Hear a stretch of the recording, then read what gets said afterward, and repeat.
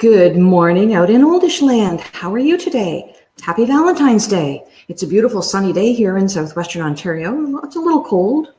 We'll take it. It's February. I hope you're having a good day. I've got my red on for Valentine's Day. I hope you're wearing a little bit of red, maybe eating a little bit of chocolate, having a good day at any rate. So I will start the show by telling you that we're going to talk about the articles this week that we published on the Oldish. We're going to have a little chat about one article in particular that we published that has stirred up some controversy. And we're going to talk about love and marriage Oldish style, of course, because it's Valentine's Day. And then finally, we'll take a look at what's coming up next week. So let's start with the articles this week. We published a really interesting article about a UK study that looked at residents in nursing homes. Now, usually in nursing homes and long-term care homes, there are lots of group activities, but this study looked at what happened when the staff got to know details of each individual resident's lives and then spent as little as 2 minutes a day talking with these residents just one-on-one. So not in a group, but one-on-one conversations. And what they discovered is that residents who had dementia are considerably calmer when they have that kind of interaction. Isn't that interesting? I found that really fascinating. You know, we talk a lot about social isolation, how it has been named as one of the primary in our day, but it turns out that even when we can't express our feelings, we still have such a need for that one-on-one human interaction. So go take a look at that article and then maybe go give a hug to somebody that you know who's an aging senior who may not have had a hug today. We also published some information about tuning up your finances. So in the last days of winter, it is the last days, isn't it? I hope it's the last days. I can't wait to get back out on my patio. But while you are still perhaps indoors more than outdoors, you might take a look at your finances and make sure you're on solid ground. Give them a little tune-up where it's needed, tweak your budgets, make sure that you're happy and healthy and prepared to move forward with whatever you need from a financial standpoint. We also published an article about some myths surrounding heart disease. You might be interested. Okay, controversial article. A survey that was done on healthcare, and it was done in 11 countries, including the UK, France, Germany, New Zealand, the US, Switzerland, as well as Canada. They were self-reported answers to survey questions. Now, if you've ever created a survey before, you know that there's great care taken with developing the question so that it doesn't purposely skew the answers one way or the other. So we trust that these survey questions were very objective. What the result was for Canada is that 1/3 of seniors reported dissatisfaction with the level of healthcare that they're receiving. So you can look at glass half full and say, okay, that means 2/3 are happy, but 1/3 of Canadians reporting dissatisfaction with healthcare was very much higher than the international average. So it's something that bears having a look at. So what were they saying that they were unhealthy about? 1/3 of seniors who participated expressed dissatisfaction with things like having to go to the emergency room rather than to their primary healthcare team or healthcare provider. So if they had a health issue that came up, they weren't able to get in to see their primary healthcare provider same day or next day. So instead they went to the emergency department for things that could have been dealt with by their family care practitioner. Instead, they ended up clogging up our emergency departments.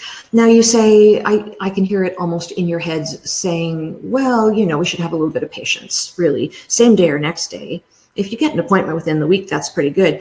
Actually, provincially, most provinces, I know that Ontario is one of them, have set as a standard getting in to see your primary healthcare provider or team same day or next day.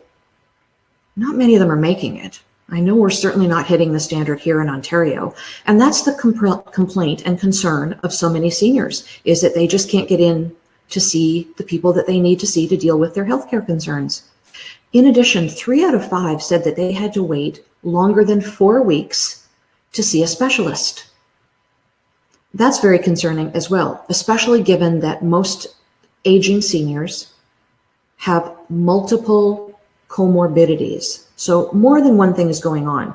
They have more than one disease or condition that's affecting their healthcare. And so to get to see a specialist in whatever item they want to deal with is taking far too long.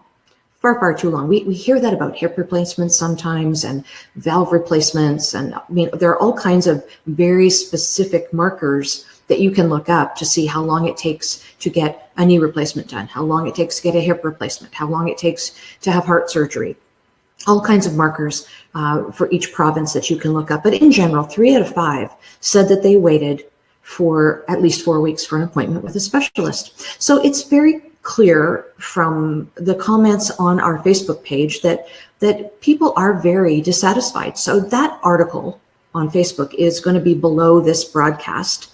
You can look it up and you can see the comments. You can add your comments to it if you wish. You know, I was struck by the fact that the number of comments came pretty close to mirroring the survey. Some people were pretty happy with the healthcare they were getting. Other people, not so much.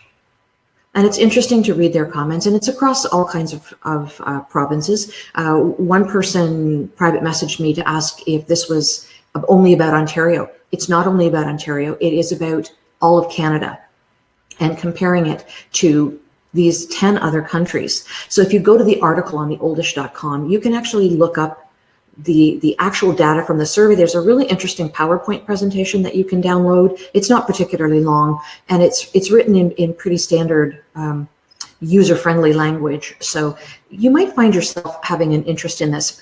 You know, what always strikes me when we deal with healthcare issues and people not being particularly happy is that people who are 60, 70, 80 now were at one time 20, 30, and 40. It's not like the people in power and the bureaucrats didn't see this large number of people marching toward old age. They just simply haven't done enough about it, not nearly enough. As I say, though, when I give my talks, our healthcare providers are our healthcare partners. You cannot look at the healthcare system as God. They just flat out take what they say and have it not occur to you to ask questions. You are a partner in your own healthcare, so advocate for yourself. I'm not saying that this isn't largely the fault of the healthcare system. Don't misunderstand me. I am saying that you need to advocate for your own health. Push for what you think is right. Push for what you think you need, and make sure you have open, honest conversations with your doctor or healthcare team. Simple as that. Okay, people, it is Valentine's Day, so let's talk romance. We've written a lot of articles on the Oldish about love, marriage, dating, sexuality as we are in our senior years. So let's kind of take a survey of all of these bits and pieces of information as it is Valentine's Day 2000. So that men who date younger women live longer. Are you surprised at that? I'm not surprised at that. Sadly, a woman who doesn't marry until she is after 30 years of age and marries somebody who is 10 years or more younger is more likely to divorce. Well, there's a big surprise. If I'd been in my 30s and married somebody who was in his 20s, I don't think I'd have a lot of patience with the antics of a 20-year-old who's still sowing their wild oats, wanting to stay up late at night. And, 30-year-olds have different things on their brain. So I don't know that I'd necessarily go with this, but wait, it gets worse. Women who marry younger men at any age have a higher mortality rate. What does this mean, ladies? Does this mean that the men are too needy? Does it mean we're too stuck in caretaker mode or mother mode? I don't know what it means, but anyway, at the end of the day, men are better marrying somebody younger for their health, and women are better off marrying somebody of roughly their own age. I can see that. But let's talk about marriage then. 4 in 10 first marriages end in divorce. Of the divorced people, 76% of men marry again, but only 55% of women marry again. I wonder why. I wonder why. I wonder if maybe the women have just decided, enough. They enjoy their independence. Does it mean that men are more dependent and women can't be bothered? I feel like Sex in the City right now, Sarah Jessica Parker, but I don't necessarily know what these things mean, but I'm just kind of speculating why men would be so apt to marry in such larger numbers and the women wouldn't. As a woman, I think I know. I don't know. We'll see. But wait, a study in the US tells us that 20% of couples over 55 years of age are cheating on their partners or spouses. I guess they've had enough, but just don't want to sign the papers or spend the money. I don't know. That number, by the way, is 14% for younger married couples. So younger married couples, 14% of them are cheating on their spouses, but it's 20% in people over 55.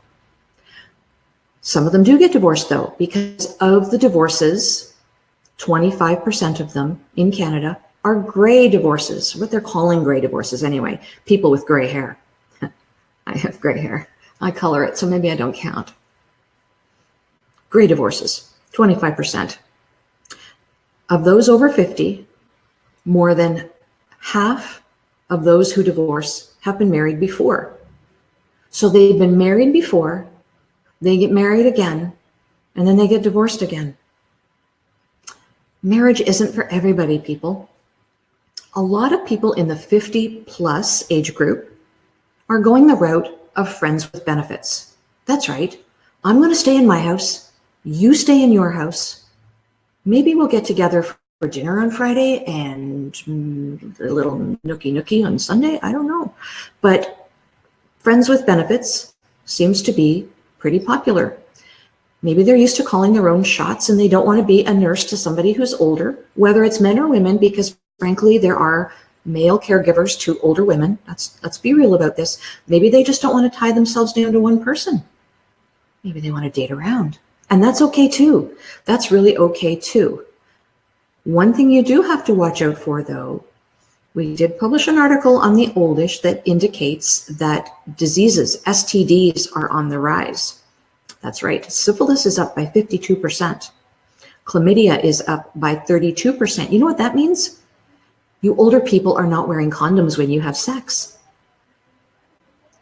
You better figure out how to do that, because even though the threat of pregnancy has passed, there are still other things. And if you are doing the friends with benefit route, you need to make sure you're protecting your health at the same time, because there's a lot of nasty stuff out there. Lots of it. Okay, so it's not all bad news though.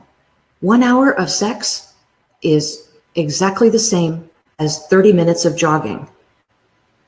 Jogging, sex. Jogging, sex. I don't jog. What can I tell you? Lest you think you're all alone as a sexy senior, you are not. Women over 70 used to report in 1971 that just 38% of you were having sex. But now the number is closer to 56%. So you go, girl. No matter how you want to frame it, social isolation, as I mentioned earlier, is a very big health risk of our day. And whether you choose dating, companionship, friends with benefits, or marriage, it all solves the problem of being socially isolated. So pick what makes you feel comfortable and do that. You get the freedom to pick your own timetable. So pick what works for you. But I do want you to be wary of dating scams, because they are hot and heavy, and there are too many lonely seniors getting sucked into these. So nobody needs you to pay for a plane ticket from Liberia or someplace in South America. Don't be sending people money because you think that that's going to get you a hot date. It is not. Don't get sucked into these scams. And actually, stay tuned. At some point in the spring, we're going to have an OPP officer come to talk about scams involving seniors. So be aware of that. Okay, so much for romance. You can read all of these articles on the Oldish, and if you're a member, you can do a search and you'll come up with all kinds of articles. You'll be able to read them left, right, and center to your heart's content. Find out all about what people in your age group are doing.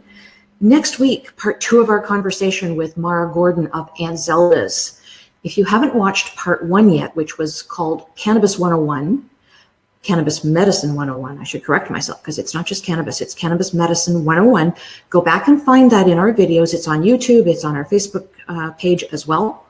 And watch through that. There were some technical issues with that particular broadcast, but fortunately it only affected me. It didn't affect Mara at all. Her side of the broadcast and all the information that she was giving is there, and it's very solid, and it's been a very popular broadcast for people to watch and rewatch. So do that. So next week, when we talk with Mara, we're going to be talking about the ways to ingest cannabis medicine. So there are lots of different ways. There are oils, there are chewables, there are cookies and brownie, different ways to do that. So do tune in next week. We're going to promote it and we're going to share it with Mara's page so that once again, all of her followers get the chance to pay attention to that. Okay, so also coming up, we still have to schedule a talk with Nurse Navigator. We still have a talk coming up with